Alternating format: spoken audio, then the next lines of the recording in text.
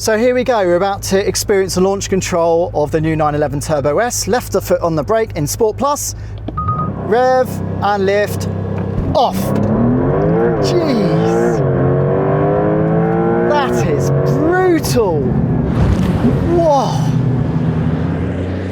So of course the new 911 Turbo S isn't all new. In fact, it is the 992.2 facelifted version. But of course the German car maker, being the German car maker, there has been some considerable changes that has included adopting active aerodynamic, an all new hybrid powertrain and an advanced semi-active chassis technology. So in the flesh, the 911 Turbo S very much looks like the love child of the current GTS and the previous Turbo, and that explains why it adopts these active flaps there that open and shut to prefer either cooling or drag. Now the active aero doesn't stop there, because there's also a pop-down front splitter there. There's active flaps beneath the skin, and of course it wouldn't be a Turbo S, would it, without a large rear wing and diffuser. And of course the rear wing opens up for a high downforce setting, but it doesn't offer an air brake. As we've mentioned, at the business end of the new Turbo S, there has been some dramatic changes. In effect, this car gets an all new powertrain. Now, Porsche engineers started with the same 3.6 litre engine block from the GTS, but from then on, there's been some significant changes. There's new pistons. There's also two turbochargers. They chucked away the single turbochargers and added slightly smaller turbochargers. But even then, the blowers are much bigger than the current cars. Other things, there's also a dual intake here for cold air intake, and there's also large intercoolers. Now, this engine is combined with an e-motor within the 8-speed dual clutch transmission that now produces 60 kilowatts, and there's also a 1.9 kilowatt hour lithium-ion battery, and finally a 400 volt electrical system. Now that's a lot of numbers, but it's worth it, because this car produces a Herculean 523 kilowatts of power and 800 newton meters of torque. Now that 800 newton meters of torque doesn't quite paint the whole picture, because thanks to its hybrid technology, that torque figure is produced from 2,300 to 7,000 RPM. So you get that slug of torque almost anywhere in the engine range, and that translates into some truly epic performance figures. 0 to 100 kilometers per hour now takes just 2.5 seconds, which is 0.2 quicker than the outgoing Turbo S, which wasn't a slow car. But one area this car does lack a little bit is top speed, because the top speed actually drops from 330 kilometers per hour to 320-ish. Why? Blame downforce. Because of all the extra hybrid tech, Porsche claims the new car is around 85 kilograms heavier, which means this tips the scales at around 1,700 kilos. And to offset that, well, Porsche needed even bigger brakes, and that explains why we have these huge 420mm front rotors, while at the back there's now 400mm discs. Truly massive carbon ceramic brakes for truly epic levels of performance.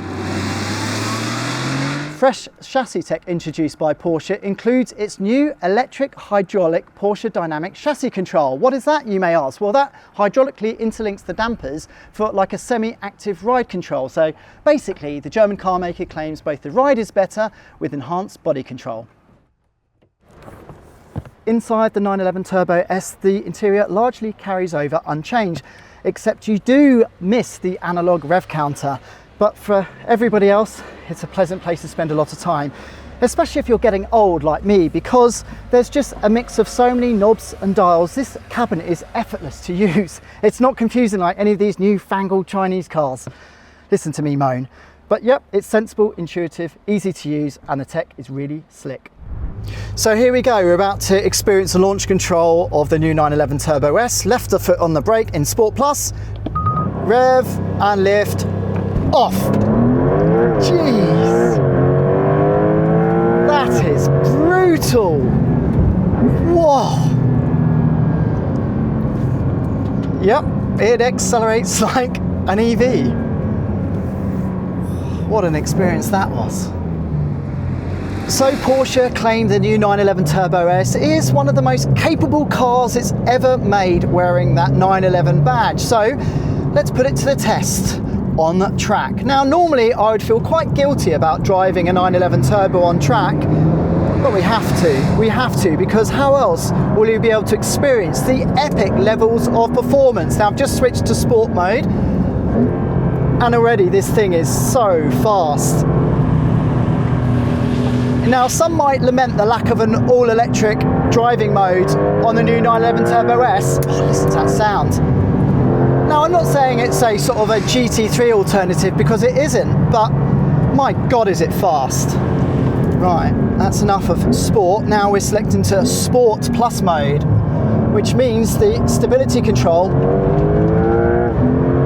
is a little bit looser in its reactions, but no less impressive. As you'd expect, grip levels are absolutely immense. And the way it demolishes these straights is, quite frankly, a little terrifying. Sharpening up its reactions on track, there's also a rear wheel steer, but we have to mention the new EHPDCC, this sort of semi-active suspension Porsche have developed that just cancels out roll angles. God, is it impressive. I'll have to wipe this cheesy smile off my face, because this car is so impressive. It's mainly the fact that the torque peak, which is the same as the old car, around 800 Newton meters, it just thumps you in the back every time you breathe on the throttle. And that's because instead of petering out at 4,000 RPM like a regular 911 Turbo S, this thing holds the torque peak all the way to 7,000 RPMs. You can really play with the throttle in this car. I'm absolutely amazed how easy and super fast this car is to drive on track. It shouldn't be this good, but it is.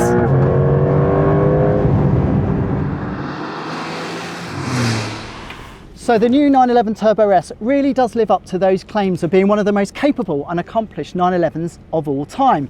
But there might be a problem, because when it lands in Australia in Q2 of 2026, Porsche Australia says the coupe will be priced from $577,300 plus on-roads, and the Cabriolet $598,000. And that's a problem, because instead of the arrival for cars like the Ferrari Amalfi or McLaren Artura, as it is in Europe, this is more of a alternative to something like the Ferrari 296 GTB and the McLaren 750S. That's seriously rich. But you know what? I think this will still have a strong following, and like every other 911 Turbo S, expect demand to outstrip supply.